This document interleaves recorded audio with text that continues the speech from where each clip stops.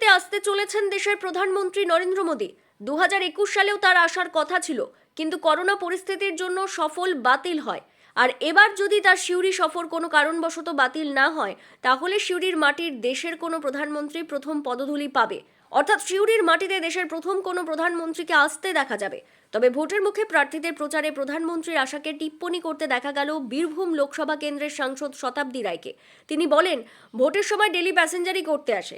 সিউড়ি বিধানসভার তৃণমূল প্রার্থী উজ্জ্বল চট্টোপাধ্যায়ের সমর্থনে বৃহস্পতিবার শতাব্দী রায় সিউড়ি পৌরসভার 3 নম্বর ওয়ার্ডের ফকিরপাড়া এলাকায় প্রচার করেন। প্রচারে বিভিন্ন এলাকা ঘুরে বেড়ানোর পাশাপাশি ছোট ছোট সভাও করেন। আর এসবের মধ্যেই প্রধানমন্ত্রীর আগমনকে নিয়ে প্রশ্ন করা হলে তাকে এমন টিপ্পনি করতে দেখা যায়। শতাব্দী রায় বলেন, ইলেকশনের সময় ওরা ডেইলি প্যাসেঞ্জারই তো করেই। আসবে তো, ডেলি প্যাসেঞ্জারই তো পড়েই, ওরা ইলেকশনের সময় আসে, ইলেকশনের সময় আসবে নিজেদের দল।